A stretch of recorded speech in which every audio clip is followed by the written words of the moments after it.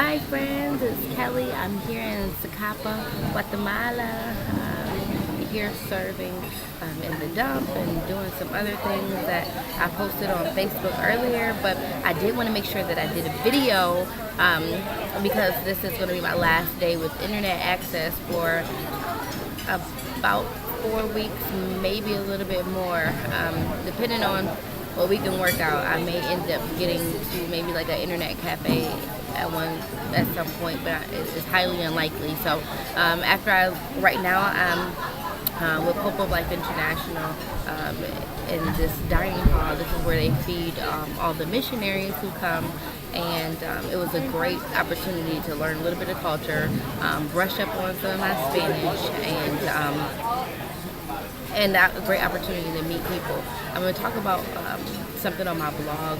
Hopefully I'll get that done today, about a lady that I met here that someone told me about back in 2006, and I just kind of want to hopefully encourage somebody with that testimony that it may take a while for some things to happen and some things to take place, but God does everything in such perfect timing. He's so intentional.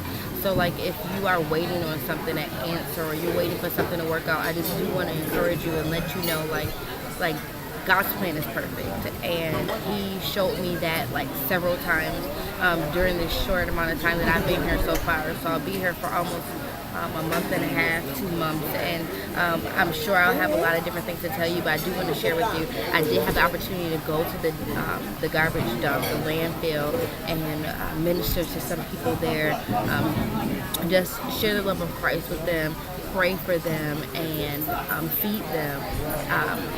I had the opportunity to just walk around, and my heart did break because like I saw so many kids there, and I'm just like, what type of place is a landfill for children to be? You know, like imagine opening up all the trash bags of everybody in your city and putting a kid right there. And not just saying that children don't belong there. I don't believe anybody belongs there. So that was really heartbreaking, and that's what I'll really be working on while I'm here. There's the strategy to be able to help individuals like this, and I'll be so happy to share it with any of you who are interested in maybe coming to help or donating or figuring out something that you and your church might be willing to do. Just send me a message, and I'll be happy to coordinate something, and you can meet me down here one day. So I also help do construction. It was my first time doing construction like this. I learned how to make mud, like cement. I learned how to sift sand, like sift dirt to make sand for that mud. That's going to be used for cement. Carrying cinder blocks. I think I might have like a couple muscles now that I didn't have before. In 104 degrees weather, I was doing all that. So. And then I had the opportunity to work with special needs children and work in a hospital for kids here. Just bathing them, doing their hair, different things like that, just loving on them. Some of them don't have parents, some of them don't have families at all, like no aunties or uncles, that step in. Like traditionally, if your mom and dad step up, can't help you. Maybe it's an aunt or uncle. Some of these kids have absolutely nobody. So that was just an awesome opportunity to be able to do that. And I met some other missionaries. So this is like kind of like my first time ever meeting, like developing friendships and relationships with other people that's doing the same exact thing. And we were able to like just share our testimonies with each other. Oh God, I feel like I'm gonna cry. Because sometimes you just need to know that you're not by yourself. And it's a blessing to be around people that know exactly what you're going through. And just dealing with the separation from everything that's familiar, and just everything that's involved with being a missionary, raising support, learning how to deal with feelings of becoming attached to these families that you meet, and you really want to help them, but like you still gotta help yourself and try to figure out how can I help you and help me. And then you got that same story for like 4 different people, and how to deal with those feelings. So I got to meet somebody that's been on a mission field for like 25 years, and she's just really been a blessing. And I'm gonna do a whole blog post just about her. Today's actually her birthday, so she might see this because now we're friends on Facebook. So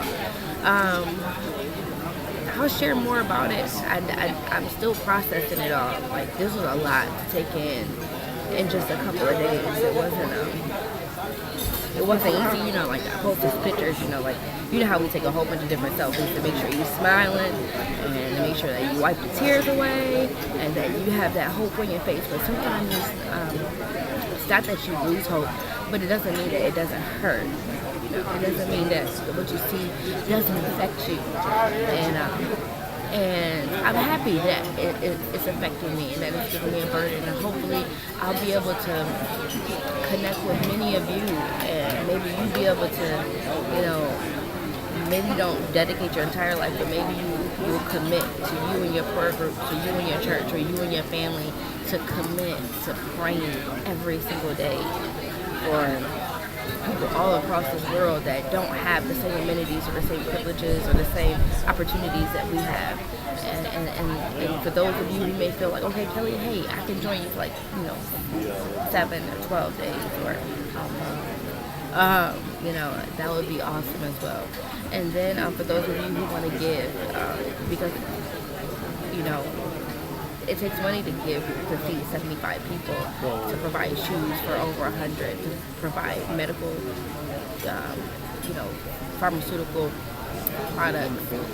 It takes money to do all those things, to set up these clinics and to open these schools and to fund these orphanages and to build a basketball court so these children have, something that they can say, oh, we get to have fun, a playground, anything.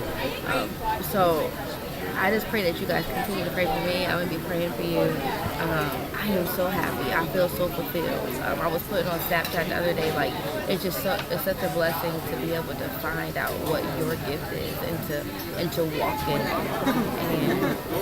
And this is probably the most fulfilling season of my life ever. So you guys just continue to pray for me. I'll be praying for you. I love you. I'll be back in a couple of weeks. I'll probably try to record some more videos in between that time, but they won't be posted. So I love y'all. Peace out.